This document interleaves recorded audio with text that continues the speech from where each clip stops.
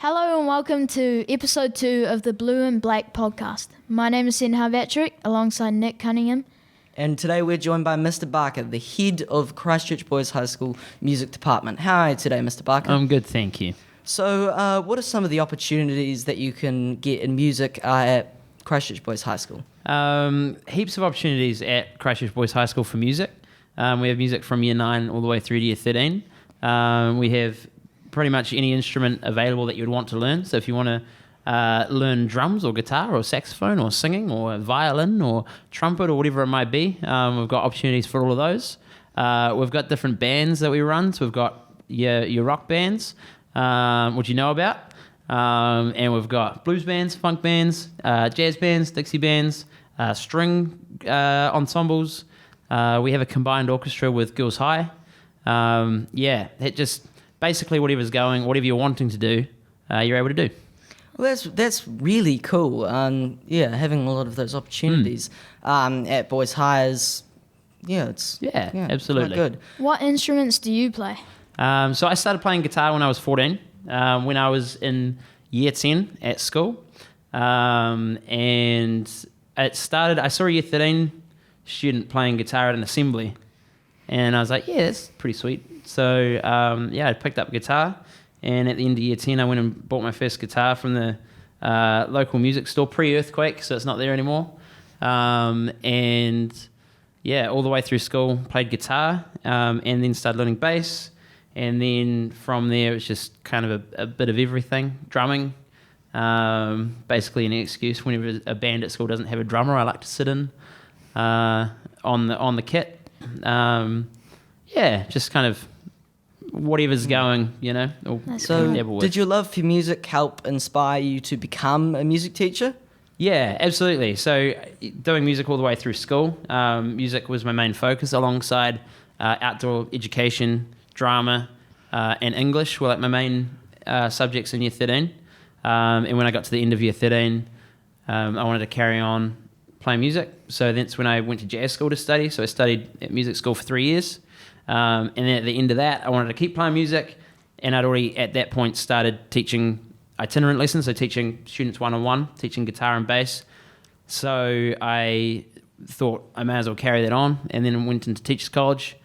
And then from there, just kind of all fell into place. Got a job at Christchurch Boys, and that was 8 years ago now. So I've been here for 8. This is my 8th year teaching.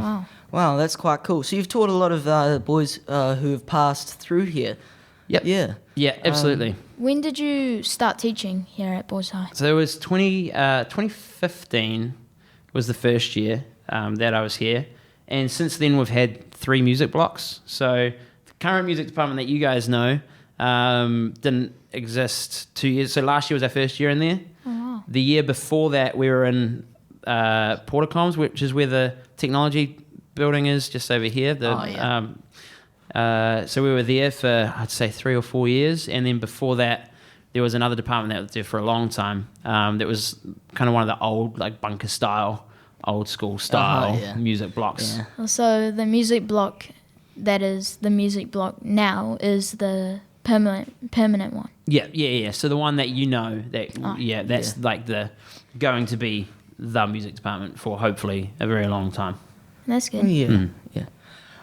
So I've got a very interesting and controversial question for Please, you. Go.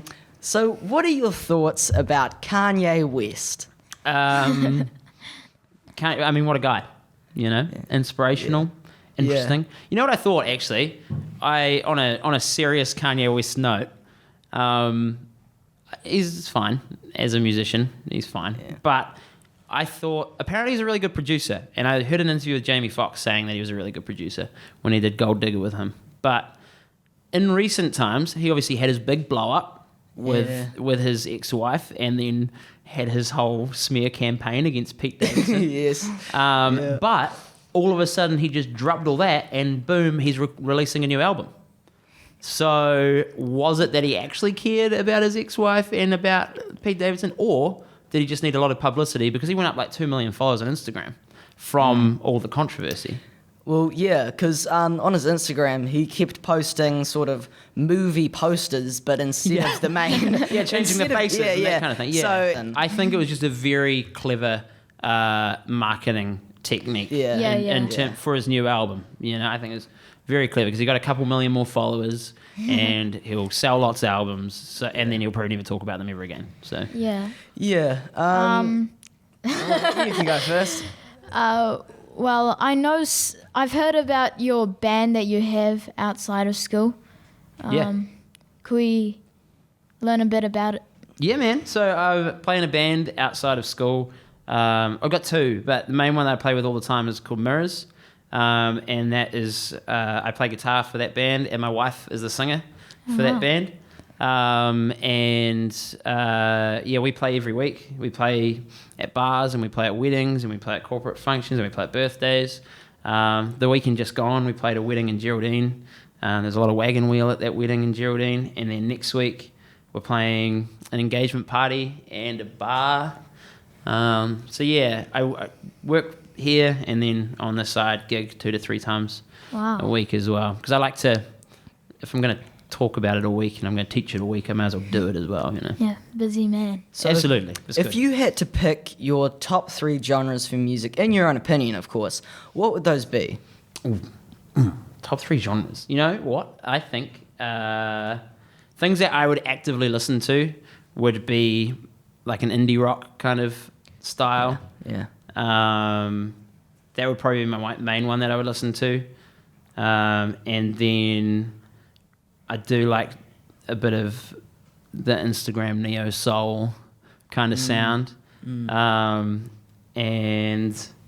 what else would I listen to? I mean, they're definitely the main 2 I listen to, and then kind of just singer-songwriter style, like lyric-based, story-based stuff. Oh, yeah.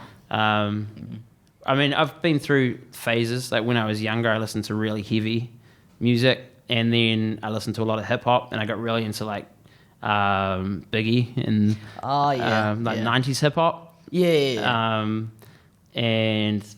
So just phases of different stuff. So if you had to pick your favorite artist of, it doesn't need to be of all time, just right now. You could say all time. Yeah. But if you had to pick who was the most lyrically inventive and stuff for their music, of course. Okay. Right now, I've got tickets to go see 3 bands. So end of the year, start of next year, and start halfway through next year. So end of this year, the Killers are coming to Christchurch, so I'm seeing them. Yeah. And start of next year, Elton John's playing Auckland, so I'm seeing that. Yeah. Oh, wow. And then halfway through next year, I can't remember when it is, Michael Romance are playing in Auckland as well. So, like, those are bands that I would listen to a lot and I'd bother to go see. So I guess them. And I'm listening to the likes of Sam Fender, who's like a British singer-songwriter kind of guy as well, quite a bit. I'd say... Yeah. If I'm going to bother to go see them live, probably. They would probably. that makes sense. Yeah. My favorite band is Gorillaz, if you guys have heard of it. I love their stories and like the animation to the music videos. Do you have like a favorite album or a favorite song by them? Oh, I love all of them, yeah. I feel like most music people like is bass just... players like Feel Good Inc. and that kind of thing. Feel Good Inc. is up there. That's what I was going to say. I was legitimately about to say Feel Good Inc. But all their songs are just incredible. Yeah. Their newer, I don't know if this is their newest album. Song Machine? The Now. Oh, the Now is the second. Oh, yeah. So that one had the track that had George Benson play guitar on it. Humility. Yeah, that's... And it had Jack Black in the video for it. Yeah. That was the song that made me love Gorillaz. Oh, really? Yeah, it's a good tune, eh? Yeah. Really cool tune. Yeah. Like when I was... I always thought it was cool. 192000 was the first song I heard by them. Yeah. And the remix of it is so good. And then realizing that the dude from the Gorillaz is also the guy from Blur. Yeah. You know, song 2 by Blur. His voice is just so iconic. It's very British. Yeah. Absolutely. Yeah. So, has there been anyone that you've taught that has gone on with music after school? Like, have they made it their career? Yeah. So it's the same way that I studied music when I left high school. There's been quite a few students that have gone on to study music both in Christchurch, down Dunedin, up in Wellington. The drummer that plays in our band at the moment was an ex-student from here, and he lives in Wellington, flies down for gigs. Wow. And our saxophonist came through here, and he studies law at Canterbury University, but then plays the gigs with us on the weekend as well. So that kind of thing. Most of them are still pretty young, like they'll be like 20, 21, 22. Yeah. But yeah, so they're pretty heavy in like the local scene and doing some original music and that kind of thing as well. Well, that's really cool that you've taught some people and then they've like continued on after school and they thought, wow, that was a really fun experience at 100%. Christchurch Boys High, and they just went on and continued. Yeah, it would feel good to know that, they carried on. Yeah, absolutely. Yeah, it's nice. It's not they just taught them and they just gave up. So, Yeah. Absolutely. No, I absolutely do. Oh, that's really I can good. imagine that would be a bit annoying. Like you teach someone from year 9 and then they go to year 13 and then they're like, of course as long as they're happen, happy. but as long as they're happy doing what they do. Most of them would leave with a life skill, I guess. Yeah, absolutely. Because music is a very fun thing to do, and it can be used in your future. Maybe not for all careers, some careers, but even not for a career. Like maybe you're having a family dinner and you know how to play piano, and there's a grand piano in the room, and you want to play something. Absolutely. Yeah, it's really good. So thank you for coming on our podcast today for episode 2. It was really great having you here. Some really good conversations about different things. Kanye West, crazy guy. Absolutely. So see you next time. See you next time. Thanks, guys. Bye. Bye.